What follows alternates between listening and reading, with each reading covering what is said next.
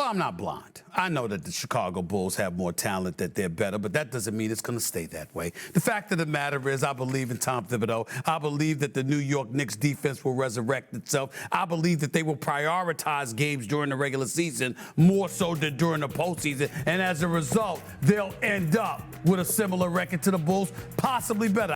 Well, last night Kemba Walker played his former team and the Knicks. We're on the hot start with Kemba Walker leading the way in the first quarter with 17 of his 26 points coming from there. Now, of course, you may look at this and say, well, the Knicks are just getting hot on offense. Kemba Walker being one of their major improvements on the offensive end, and because of that, I'm pretty sure this video is going to be short, because having an offense that could be just as good as your defense last year is going to make for winning basketball.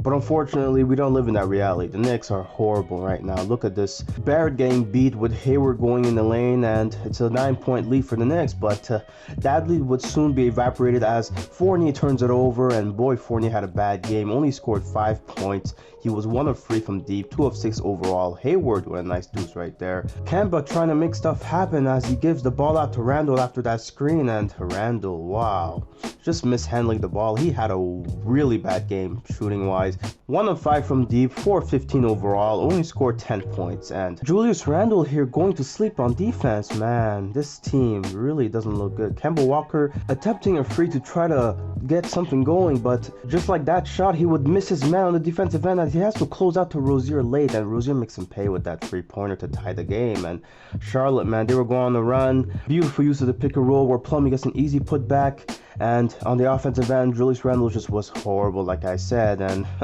that seems to have been the trend during that second half with the starters being in the game. And Barrett, much of the same. He was 1 of 9 overall in the game, only scoring 2 points. And here, Kemba Walker, here's one of his highlights in the second half, where he did something that the Knicks should have done more of, going inside with Mitchell Robinson being a roll man. Like, nobody boxing out Plumlee here as LaMelo gets the floater to go, and Fournier here turns it over, turns it to fast break, and Charlotte being very successful during their fast breaks here.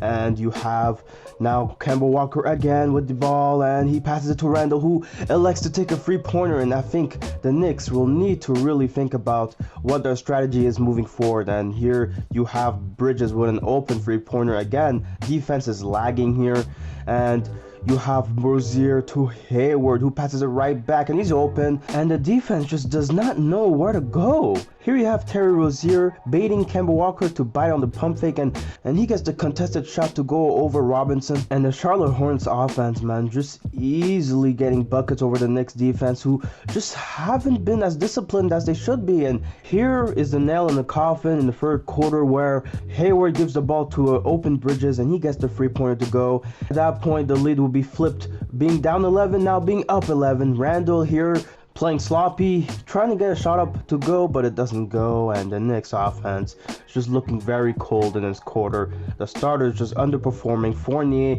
again missing that free pointer, and Fournier almost turning it over right here, but Randle, you know, getting the 2-pointer to go. But it's just to show you the offense of the Knicks was just downright terrible. And I think one problem the Knicks have is that they rely too much on the free ball. Okay, when their shots don't go in, that's when you see the Knicks begin to struggle trying to get a 2-pointer to go. Right here, Randle does not get it to go, and the Knicks just need to improve their half-court offense so that they don't have to rely on the free pointer too much. Okay, only a few teams like the Warriors can do that and have it succeed most of the time. Now the Knicks right here trying to get something to go. This is what they should have done more of, with Kemba Walker getting a 2-pointer right there. The post up right here on Randle, passing it to a Barrett that goes inside, and you see, even though the shot didn't go in, that's something the Knicks needed to do more of. This is where the old adage of you live by the free, you die by the free really comes into play, with Randle being open, pump fakes, and then elects to take a free pointer, and he misses it. Now the Knicks being down 11, we're right back in full circle, And this is where Thibodeau does something that I think he should have done earlier in the game. Substitute for his bench lineup, and you see more success on the defensive end. Even though Bridges gets that to go, you'll see Randall here posting up, giving it to an open Gibson. Gibson can make that shot, so that's a good play on the offensive end. Now Randall in the court, the defense really stagnates. Look at Randall being beat by Richards, and he almost gets that shot up to go. Now again, Thibodeau should have done this earlier, but Fournier and Randall still in the court. Look at this, open free, but he misses it. At that point, Thibodeau has to take them out of the game, and he does. Now the full bench players for the Knicks are playing, and the defense again needs to improve, but it's a much improved product than the starting lineup. Look at this, D Rose, open three-pointer, and this is what I mean by living by it and dying by the three-pointer, man.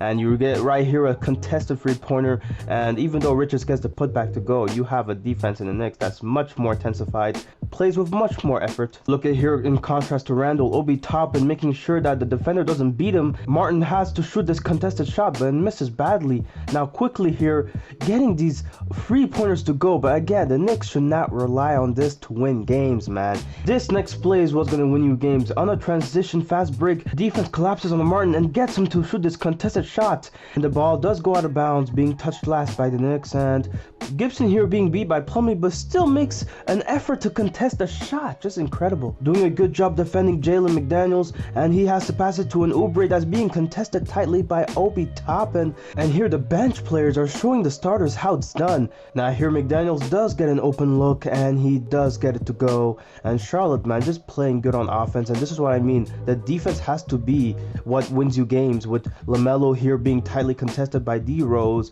and Hayward here, ooh, look at this contact, and he misses the shot because Burks was still on him contesting that shot. LaMelo here passing it to an open Bridges. Again, they have to do a better job at closing out on their players, but he ends up missing the three-pointer there. Here quickly overcommits with the help, and Oubre gets this open three-pointer to go as he should.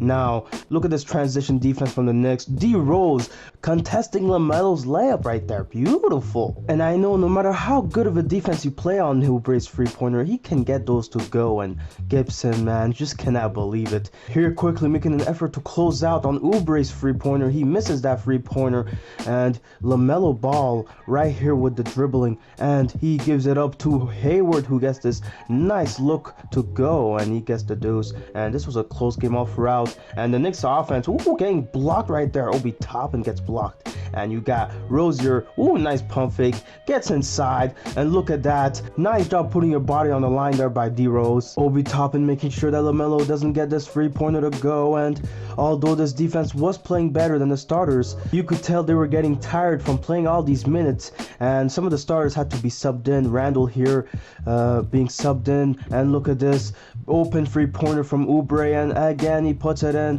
quickly. Again, has to do a better job closing out. And right here, Rozier gets this shot but misses it. Kemba Walker being there to contest late, and look at this move from Bridges, beating Randall easily, and a lot of players are noticing Randall one-on-one is a matchup you want to exploit. Now right here, LaMelo Ball passing it to a Bridges that goes inside, it gets fouled by Randall. I mean, this type of defense can be excused, but not when you're losing by 6 points. And right here, LaMelo gets the steal off of the inbound pass by Kemba Walker, and at that point, all I can say is you deserve to lose this game, New York. You really did deserve to lose this game. As soon as the starters came back, when they were tied at 93-93, the Hornets went on to go on an 11-3 run. Like, this was purely just horrible defense being played from the starters, and the Knicks need to be careful because you're getting away from what worked last year, which was your defensive cohesion. You had such great defense that led you to being in the 4th seed, and now this year you're electing to be a three-point shooting team, even though that's something that you're not really good at. And perhaps one of the reasons why that may be the case is because you acquired Kemba Walker during the offseason. I mean, he had the worst plus minus in the game, -23 overall, -28 in that second half.